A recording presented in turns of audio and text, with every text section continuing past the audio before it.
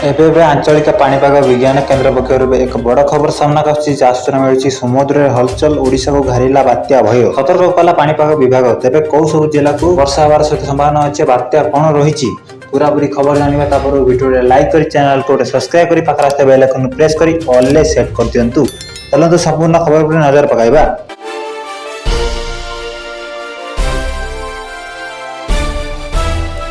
किछि दिनर व्यवधान पर पुणी भिजिब ओडिशा राज्य को पुणी आसुचे आउ एक लघुचाप बंगोपसागर हेबाकु थिबा एही लघुचाप घनीभूत होई अवपात रूप नहीं पारे एने पूर्वानुमान करिछि आंचलिक पाणीपाग विभाग। तेबे एही लघुचाप घनीभूत होई अवपात ओ बात्यार परिणत हेबो बोली जीएफएस मॉडल दर्शाइछि। बड़ न हेले भी छोट धरण बात्या हेबो बोली आकलन करा जाउछि। जीएफएस मॉडल रो आकलन अनुसार समुद्र रे थिला बेले बात्या रूप नेबो उपकूल को आसला बेले यह दुर्बल हो तो यार प्रभाव ओडिशा रे विस्तृत भाव वर्षा हेबो।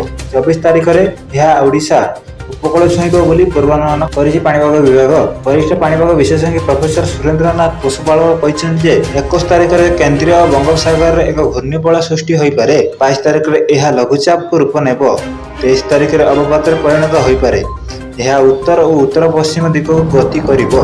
यह प्रभाव 23 रु 25 तारिख मध्य राज्य रे पाग मेघुआ रहिबो। जदि यह ओडिशा उपकूल दे जीवो तेबे भारी वर्षा हेबो। एबे जो लघुचाप सक्रिय अछि ता अपसारण पर आगामी लघुचाप प्रभाव आकलन करि हेबो बोली से कहिसंती। सेपट दक्षिण बंगोपसागर स्पष्ट होइतिया लघुचाप आज तमिलनाडु रे बहुत दूर रे दक्षिण पश्चिम बंगोपसागर ऊपर थिला। यह क्रमशः पश्चिम आडू गति करुछि। 7 तारिख सकाळ सुधा तमिलनाडु उपकूल स्पर्श करिवो। 18 तारिख यह अरब सागर पहुंचार संभावना रही।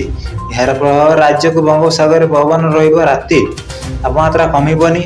18 और 19 तारिख दक्षिण उपकूल और आभ्यंतरीण दक्षिण पाग आंशिक मेघुआ रहिबो। किछि स्थान रे हालुका मध्यम धरण वर्षा हेबो।